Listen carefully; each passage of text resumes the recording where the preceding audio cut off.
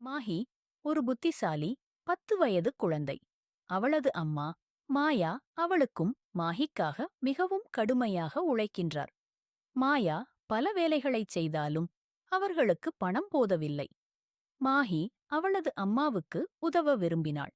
அவள் வீட்டுப் பணிகளிலும் உதவி செய்தாள் மற்றும் பள்ளிக்குப் பிறகு ஒரு கடையில் வேலை செய்தாள். ஆனால் அவர்கள் இன்னும் அதிக பணம் தேவைப்பட்டது. ஒரு நாள் மாயா மாஹியை ஒரு பகுதி நேர வேலை செய்ய முடியுமா என்று கேட்டார். மாஹிக்கு கவலை இருந்தது.